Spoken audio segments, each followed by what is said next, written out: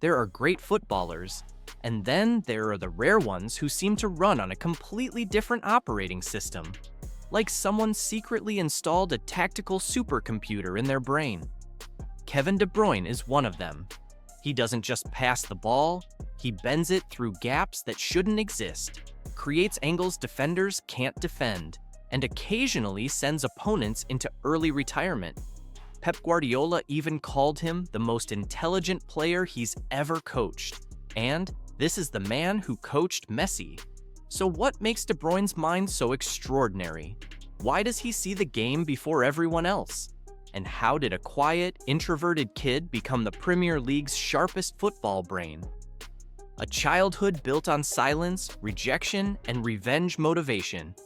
Before he became Manchester City's chief problem solver, De Bruyne was a shy, soft-spoken kid at Genks Academy. He talked so little that coaches thought he needed more social integration. Their solution? Send him to a foster family. It sounded noble, until the foster family told him not to come back after one season because he was too quiet. Imagine being 14 years old and hearing, "Yeah, we don't want you." For most kids, that would create lifelong trauma and a collection of sad playlists. But De Bruyne took it personally, in the best possible way. He went home and told his parents something that only a football cyborg would say. "Give me 2 months, I'll be in the first team." Not years, not someday. 2 months.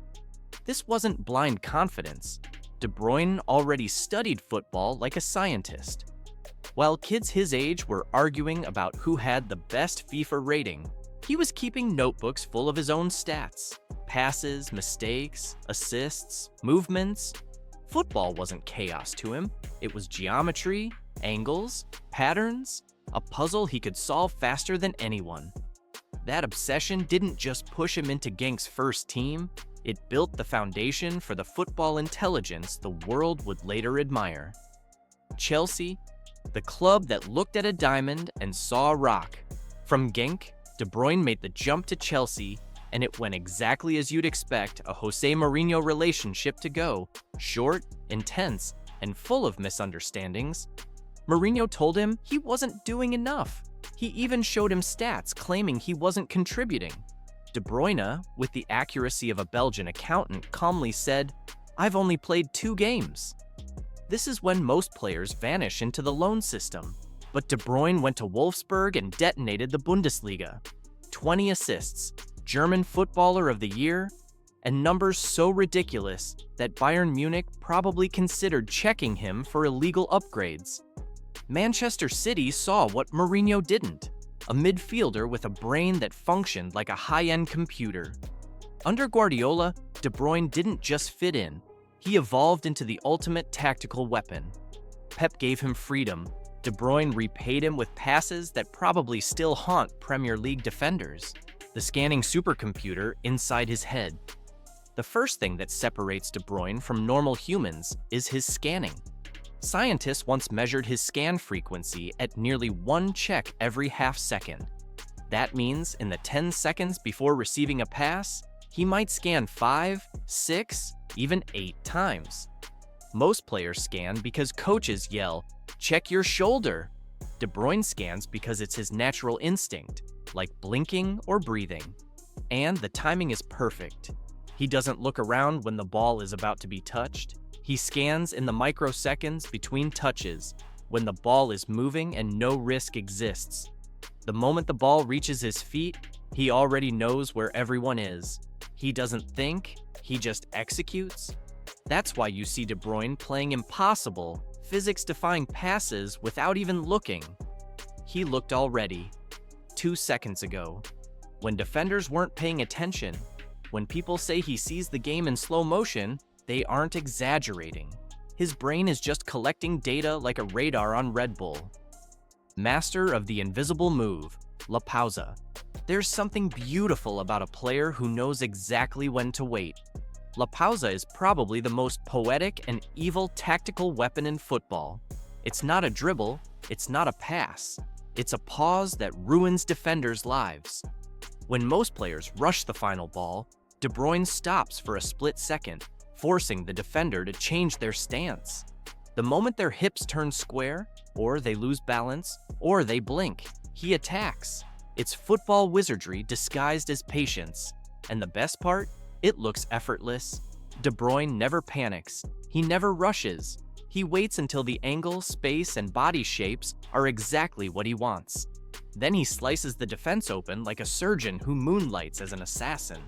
Guardiola's tactical cheat code. Pep Guardiola has invented enough tactics to fill a textbook, but one of his favorite tricks, executed perfectly by De Bruyne, is the same side overload. Here's the magic. A winger receives the ball on one side. Instead of staying central, De Bruyne loops around behind them on the same flank. The winger cuts inside, dragging defenders with him like a magnet. Suddenly, De Bruyne is standing alone in a massive pocket of space. Defender-free, stress-free, ready to deliver one of those trademark crosses that bend like they're controlled by remote. City have scored countless goals this way, and every time, the defenders look confused, like they've just been hacked. The lane where nightmares are born. The half space is football's most dangerous territory, the channel between a fullback and a center back. For a defender, it's a zone where marking decisions go to die. Step wide and you leave a hole. Stay central and you allow a cross. Either way, someone screams at you afterward. De Bruyne practically lives there. He moves into the half space with such subtlety that defenders barely notice him until it's too late. He'll check his shoulder, drift between lines, drag defenders out, and suddenly he's in the perfect spot to bend a pass that feels like a cheat code. If Premier League defenders had a therapy group, half of the conversations would begin with, "So De Bruyne drifted into the half space again," when his brain becomes a weapon. As if ruining defenders isn't enough, De Bruyne also terrorizes goalkeepers with long-range strikes. He ranks among the greatest long-distance scorers in Premier League history, surpassing legends like Wayne Rooney and Thierry Henry. But what makes his shots special isn't power, it's deception. He reads goalkeepers the way poker players read opponents. When a defender shifts slightly, when a keeper leans the wrong way, when a passing lane tempts the defense, De Bruyne chooses a different option. He's unpredictable. One moment, he looks like he's shaping for a far post curler. 2 milliseconds later, he blasts it into the near post while the keeper flies toward the wrong corner like it's a bad dream. His shooting is a blend of calmness, calculation, and audacity. And it works because he's always thinking one step ahead. The zone of maximum damage. One of his most underrated talents is how he positions himself between a team's midfield and defense. It's the deadliest zone on the pitch. Defenders don't want to step up, midfielders don't want to follow him deep. So he just exists there, quietly, dangerously, waiting for the moment to turn and accelerate. Most players panic in tight spaces. De Bruyne seems to enjoy them. He doesn't smash the ball, he passes it into corners with surgical precision. Low, quick, unstoppable. Goalkeepers can dive, stretch, or pray. It rarely helps. A football brain that changes the game. Kevin De Bruyne isn't just a great passer or a world-class midfielder. He's a football thinker, a processor, a strategist, a mastermind. His intelligence sets him apart from every player of his era. From the quiet boy no one wanted to the genius who redefined English football, his story is built on vision, timing, resilience, and a brain that sees the game before it happens.